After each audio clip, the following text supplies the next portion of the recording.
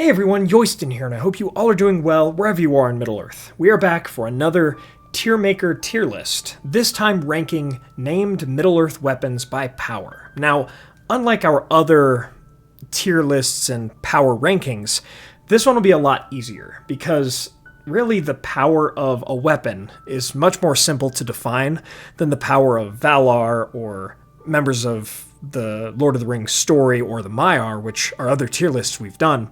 This one is a lot easier because really the power of a weapon lies in how good is it at defeating an enemy or protecting its user. How good is it at combat, really? So that's what we'll be looking at here today. Nice, fun, easy video. I hope you all like these videos as much as I like making them. They're a lot of fun. So we're going to jump into that here in a second. And really fast, shout out to our second channel, Masters of Mythology. We've been making more videos over there recently, looking at different mythologies and all of that kind of stuff. Later this week, I've got a video on the Battle of Ragnarok from Norse mythology coming up, so if you're interested, please check that out. There's a link to that in the description. And if you want to make your own tier list for the named weapons of Middle-earth, I'll leave that in the description as well. With all that out of the way, my friends, let's jump into it. So, got a whole list here. Shout out to whoever made this. Again, it's linked in the description because this is really awesome. I actually had to look up two of these, I believe, that I didn't recognize, which we'll get to here in a bit. But the Black Axe, I believe, is just referring to Hurin's axe later. And it also has the Dragon Horn Bow, which I've not actually included in a video before, but apparently in the Song of Eärendil, this is the bow that he used in one version to take down Encelagon the Black, or so it seems. So we'll be ranking all of these by power level.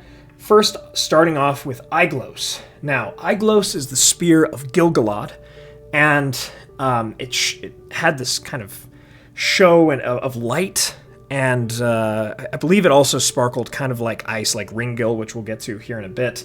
But it had its own beautiful description by Tolkien, as always, and it helped contribute to the fall of Sauron at the end of the War of the Last Alliance. Now, with this one, I think there's an argument to be made for S tier. It's going to easily make A tier, though. Easily make A tier. This one helped bring down the Dark Lord and was wielded by one of the best warriors of the Elves in not the Elder Days, right? The Second Age is considered some of kind of the later days. So this was a great warrior, Gil-galad. Solid spear. The best spear, I would say, in Middle-earth's history. Solid A tier, I would say. Now, because S tier is a really high bar. We'll get to that in a bit. Next, let's go to... Now, Narsil is not its own weapon, so I'm going to do Narsil / Anduril. With, I think, Anduril being the more powerful version of the two. So, I think they make the same tier list overall, but I do think Anduril, because it has the reforging, kind of enchanting of the elves on top of its original enchantment, I suppose, by the dwarves who crafted Narsil. It's got that extra touch of the elves, which always helps. Now, Aiglos, right, took down Sauron. Anduril, as Narsil, also took down Sauron during that same duel. I would say, right, with Aragorn, it was a powerful weapon. Again, it's not S tier. I would also say A tier. Maybe, I don't know, it's definitely comparable to Aiglos. We can be very clear about that. All right, Angrist. This is the dagger of Beren that he at least used to cut out the Silmaril from Morgoth's Iron Crown. It was also forged by the same dwarf who forged Narsil, and that is Telkar. And it's a powerful knife. Now, what we do know about it is it got one Silmaril out, yes, of the Dark Lord's crown. Perfect. It broke on the second one, but even though it broke, right, Narsil also broke, but that Narsil's A tier. Now, this knife broke, and it did cut the Dark Lord, and it woke him up, so it was powerful enough to puncture his skin. I can't make an argument. I don't believe that it's A tier. It's not quite up there with these legendary swords, and also, again, it broke kind of easily on the second Silmaril. It was clearly meant to be this allegory of Beren's greed for more Silmarils, which cost him this blade, and it cost him his own hand later on, right? Because they were caught after this and almost, slain by Morgoth and his servants. So I think this is a solid B tier. And we can really attribute that to how it was crafted, and the same dwarf that crafted Narsil.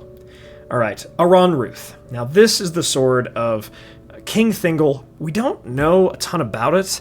It is a magic sword, and here's the interesting thing. Here's probably its best claim to fame as a weapon. It was chosen by the kings of Numenor, who were Thingol's heirs, right? Through Luthien and Beren, and then Dior, and then Elwing, and then through Elros, who was the first king of Numenor. They inherited Aronruth, right? They inherited the sword. So that means that they saw something in Aronruth that they did not see in Narsil, some sort of power that they liked in that blade that was greater than what they saw in Narsil. But that alone really isn't enough. Beleg asked Thingol for a sword, right? He was kind of given a prize, right, by Thingol, but then Beleg also was going to do more for Thingol in seeking down Turin. And Thingol denied. He said he could have any sword, including a future one we'll get to, which becomes very powerful, but he said not his own. Now, the best thing, again, about Aronruth is that it has this claim to fame, and that we've got some subtle hints of its power. But for me, and I've struggled with this in past tier lists, the allusion to something greater, I do struggle with, right? Based on what we see with Aronruth, it's certainly not D tier. Like, there are going to be other ones on this list that I think are less powerful. But we don't know of any deeds that it does. I think it belongs solidly in B tier based on just how people talk about it, but we never see it do anything great. Right? I think it sunk in the sea during the downfall of Numenor because it was, again, held by the kings, but we don't really see them do anything very powerful with it. Now, if we did, I'm sure it would probably be on that A tier level, if not S tier, but we don't have enough evidence, so it's really unfalsifiable. I think B is a really good place for it. All right. Speaking of weapons we've heard of, but we don't know a ton about, Belthronding, which is the weapon of Beleg Strongbow. This was a great bow, black yew wood, and this helped Beleg develop his own legacy, this own legend where he became the Strongbow, and he and Turin were they created this land of bow and helm. He slew a lot of orcs with it. Certainly a powerful one, but again, we don't have something that just puts it in that A tier factor. Andoril and Aiglos literally helped a powerful version of Sauron just fall to the ground, right? So Isildur could take the ring, right? They beat Sauron with those. We don't have any such thing with Belthronding or with Aronruth. Another B tier, I would say. Okay, Black Arrow.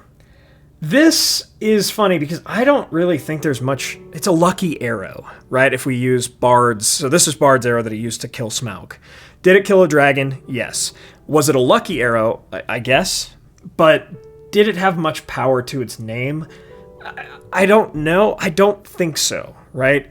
I will say simply because it was powerful enough to hit the weak spot, lucky enough to kill Smaug, that earns it into C tier, but I don't think there was anything particularly powerful about that arrow. Let me know what you guys think about this one in the comments below.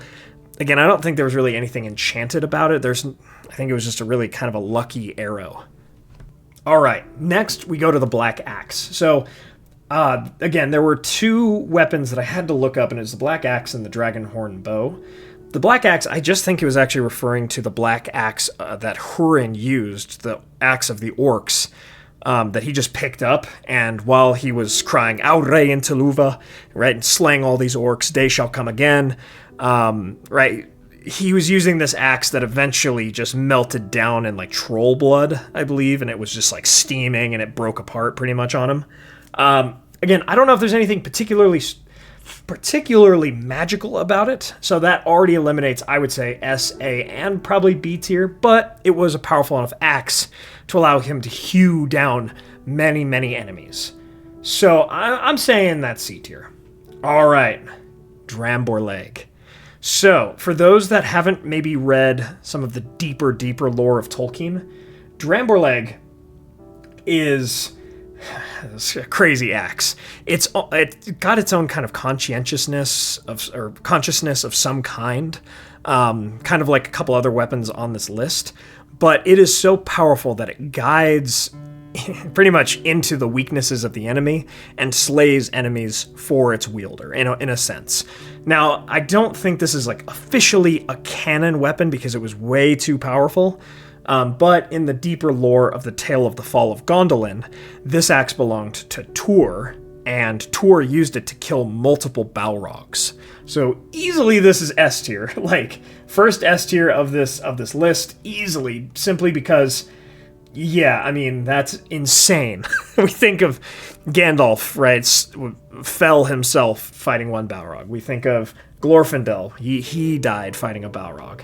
But Dramborleg, no problem. It just like took out a couple Balrogs. So again, that is in an older version of the telling when I think there were more Balrogs around and they were less powerful. But still, that is crazy. All right, Bow of the Galathrim. Now, the Bow of the Galathrim is Legolas's bow that he got from Galadriel, and almost immediately after getting it, he like shoots down a fell beast over the Anduin River. Now, it's strong. It's particularly strong in the hands of Legolas, but like Belthranding, there's something to be said about the wielder, or the user of the bow, something to be said about the bow itself. I think it's strong. I think it's right there next to Belthranding. I can't really compare the two. It's certainly not A or S tier level, but another B tier. Glamdring, the sword of King Turgon and the sword of Gandalf later. Glamdring glows when there's orcs near. It helps Gandalf kill the Balrog. It was at his side throughout pretty much most of his known adventures through The Hobbit and The Lord of the Rings. This is incredibly powerful. Forged by the Elves of Gondolin, some of the best forge masters in the history of Middle-earth. I think this is the top, maybe, of A tier. In terms of being a magical sword, I think it does beat Anduril and maybe Aeglos. Like, I think it's there simply because it never broke, like Narsil, right? And again, I think Anduril is more powerful, but I still think it's maybe not quite on the same level as a sword forged in the First Age. Granted, I might be a little biased simply because, while I love Anduril, I mean, don't get me wrong, Anduril is my favorite on this list. In the Lord of the Rings Online, there at least used to be a legendary weapon system that was like, oh, this is a weapon of the First Age, Second Age, or Third Age. Everybody, you wanted a weapon of the First Age, simply because it was made by craftsmen whose secrets are now lost, right? That was kind of the idea. And so Glamdring is a weapon of the First Age. Now, Anduril is technically a reforged weapon from the First Age, to be fair, right? To be fair to it. Aeglos as well, right? I would say it's probably made in the First Age. So again, they're comparable to each other, but there's just something about Glamdring being from Gondolin, being in the hands of an elven king, the High King of the Noldor at one point, and then in the hands of a wizard, it killed a Balrog. Like, again, it's not too much above Aeglos and Anduril, but barely, I would say. All right, Grond. Grond is hard to measure because it's so much more gigantic than all these other weapons. This was wielded by Morgoth, and it was seen especially in his fight against the High King Fingolfin of the Noldor. And he used this massive hammer to like make literal pits in the earth. In sheer power, sheer force alone. I mean, this inspired the Grond, the wolf head, right, that was used to break open the gates of Minas Tirith. This is incredibly powerful, easily S tier, I would say, especially in the hands of somebody like Morgoth. Just hard to compare the power of pretty much the devil himself in this way, right? So if that was the weapon that Morgoth chose after having his own armories and forges and all this stuff, I would probably say it's S tier. Gurthang. Gurthang was once Englakil, and it was broken after, or at least very dulled, I'm trying to remember, but after Turin accidentally used it to kill its former master Beleg. So let's go through this. This was one of the twin swords forged by Ewell the Dark Elf, given to Thingol, and Thingol gave it to Beleg. Again, he gave the original version of Gurthang to Beleg Strongbow to find Turin. Again, he didn't want to give him a Ronruth. He gave him this one as instead. Turin accidentally used it to kill Beleg, but would wield it himself and kind of reforge it in a way And this would be at his side, his companion. With this blade, unless there was like a curse involved or some higher power, some higher fate, Turin never lost a battle if he was like using this sword to fight it, really. Again, with the Battle of Nargothrond kind of being the exception, but he was cursed, right? So he just went on to kill a lot of people who did, maybe deserved it because of their evil, such as, or even dragons, right? Such as Glaurung himself, the father of dragons, but also many people who did not particularly deserve to be murdered by Turin's hands. This was the weapon that did it, right? Starting with Beleg, ending with Turin himself, right? With Turin's tragic, sorrowful tale, ending with Gurthang, which broke afterwards. Now, like Dramberleg, it kind of had this consciousness. It spoke at the end of its own career, I guess, its own life. It spoke to Turin, at least according to the myth it did. But I would say right up here in S tier as well, I think Turin wielding Gurthang is more powerful than Aragorn wielding Anduril, or even Gandalf wielding Glamdring. Like, it's just, Gurthang became just this, black iron of death, really. And so, but was it this incredible, high, glorious weapon of the good guys? No, it was a cursed weapon, pretty much, right? I don't know about Dramberleg, but I mean, Grond definitely was cursed as well in its own way. So, very interesting weapon, a cool weapon, forged out of star metal and everything like that. But certainly, S tier. There we go. Okay. Now moving on to Guthwine and another sword from the Rohirrim, right? Harrogrim after. Okay, I love these swords. I love the designs. Don't kill me in the comments. I know Éomer loves this sword, right? So this is Éomer's sword during the Lord of the Rings, and he went on, right? And it has a mention in the Lord of the Rings. However, it is D tier, simply because it is a sword of later days, right? Already weakens it. We don't have any particular great creatures, right? And powerful and terrible creatures that are slain with it. And I mean, it's forged by the Rohirrim. No dirt on the Rohirrim. They're my boys. I love them. But they're not like the Elves of Gondolin. They're not known for their forged techniques. So there you go. Harrogrim, Sword of the King. So it's probably a little stronger than Guthwine, even though Guthwine was, I guess, the sword of the future king. But same sort of deal. We know Theoden took down the leader of the Black Serpent, Haradrim. But other than that, we and that's just I believe just a Haradrim, right? So other than that, we don't really have much to say that they're any higher than this. Okay, Orcrist. This was like the companion blade of Glamdring. It forged from in Gondolin, used by either Ecthelion or another high-ranking member of the Gondolin-Thrim. I always struggle with that, but yeah, the Elves of Gondolin.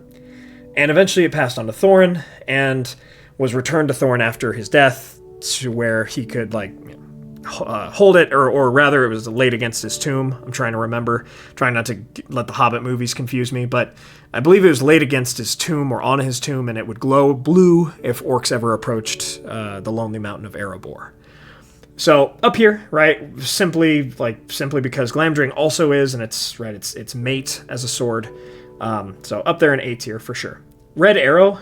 So the Red Arrow is purely symbolic. It's funny because this is what Gondor used to call upon the Rohirrim before the Battle of the Pelennor Fields. Simply symbolic. I don't think it has any actual magic power. And power to defeat an enemy. So it's more symbolic. So there you go, D tier. The Red Axe of Dane. This is what Dane Ironfoot used to kill Azog. And it was kind of notable, right, for how it looked and all of that. But I think it's more just a symbol than anything else. Because it was forged by the dwarves, because it was used to kill a notable orc, I think it is a little higher than D tier, but not by much. I would say it's probably right up there in C. Okay, Ringill. This is the sword of Fingolfin. It scarred Morgoth, the Dark Lord. It glittered like ice. And, a sweet sword. It's not only First Age era, but this is like Years of the Trees era, possibly. Right? It was in Fingolfin's possession for a time, at least, before he fought Morgoth with it. So, easily it's A tier. but I actually think I'm going to put it S tier. This scarred the Dark Lord himself. Gave him, I believe it gave him a wound, wounds that he would carry forever, but even I think it affected how he could move and walk and everything like that as well. This wounded the Dark Lord, right? The Dark Lord above Sauron. If we're giving Aeglos and Endril, or rather Aeglos and Narsil, props for taking down Sauron in the Second Age, we got to give Ringel more props for seriously wounding Morgoth, right? So there we go. Sting, love Sting, but it's okay. Here's where we're at, right? It was forged in Gondolin. We have no idea who it belonged to. There are cool theories out there, like maybe it belonged to a little Eärendil, right, during his youth, and it came to Bilbo eventually, Frodo. But it was like a dagger, right? We are told straight up it's not legendary like Glamdring or Orcrist. It does glow and everything, but it doesn't have this tale, this lore behind it, really, before Bilbo gets it and then makes his own, and Frodo makes his own. Really cool sword. So there's an argument that it's right there in A tier with the others as a magic weapon, but again, it's one of those, it stung the spiders in Mirkwood that Bilbo fought them with. What am I saying? He fought the spiders and it stung them, and it really, it hurt Shelob, all of that. I would say this is probably the top of B tier, maybe bottom A tier. I'm stuck on this one. But I can't.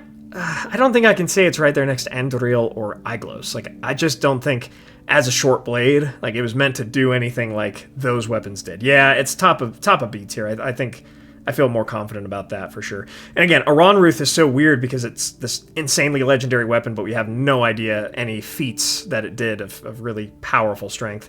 So Aronruth could easily be higher than Sting. It probably is, but we have no idea. So I think Sting belongs in B tier, yeah. All right, the Blades of Westerness, forged in ancient Arnor by the Men of the West to help fight, honestly, the Nazgul, right, and any Morgul threats. Merry used his most notably to stab the back of the knee of the Witch King, allowing Éowyn to finish him off during the Battle of the Pelennor Fields, right? This was exactly its purpose. And even though I believe Frodo swiped at a Nazgul, swiped at the Witch King with one, it didn't affect, right? It swiped at his feet. I don't even know if it hit him. I don't actually think it did, but he cried Elbereth, and that did more damage anyway. However, I would say Merry, right, using it to its full potential, definitely gives it a pretty high spot on this list, all things considered. Saying that it's ended up being the weapons of Pippin and Merry and Sam, I suppose. So I would say it's not on par with Sting, but it's close. Okay, here's the deal. Fighting a Nazgul, A or S tier. Fighting anything else, C tier. That's what I'd say. Definitely had a specialty for sure. Okay. Now, our final dragon horn. Allegedly, Eärendil used this to take out dragons and Celegon the Black from his ship, right? Flying in the sky. That would make it powerful. And I think that easily, especially in the first age, would make it more powerful than these. But I can't put it in S. I think this is our actual most powerful bow. I think I said Belthronding originally, but I forgot how many bows there were on this list. Yeah, I think the Dragonhorn bow would probably end up being stronger, so it'd probably be A tier, according to that tale, because it took down the largest dragon, helped take down the largest dragon to ever exist. So according to the Song of Eärendil. So there we have it, my friends. That is our tier maker tier list on the most powerful weapons in Middle-earth. Let me know your thoughts in the comments. Do you agree with this? Right, going back through one more time, we got Dramberleg, Grond, Gurthang, and Ringel in our S tier. Then we got Glamdring, Orcrist, Aeglos, Anduril / Narsil, and the Dragonhorn Bow in the A tier. Aronruth, Sting, Angrist, Belthronding, and the Bow of the Galathrim in B tier. And then, I think there's an argument to be made that this could actually be C tier, the Bow of the Galathrim. I would probably, okay, I'm going to move that down one. Okay. Here at the end. It's just how these work. Seeing them compared to other things in their category kind of makes you rethink a few of them. the Blade of Westerness, the Black Arrow that took down Smaug, the Black Axe that I believe Hurin used, the Red Axe of Dane, and the Bow of the Galathrim. And then D tier, amazing weapons, but still not super powerful, I would say. Harrogrim, Guthwine, and the Red Arrow. My friends, let me know what you all think about this now that you know my ranking, my thoughts here. Let me know yours in the comments below. I'm sure there are some you would change, and I'm sure there are great arguments for and against my list that I have here. So let me know all of that in the comments below.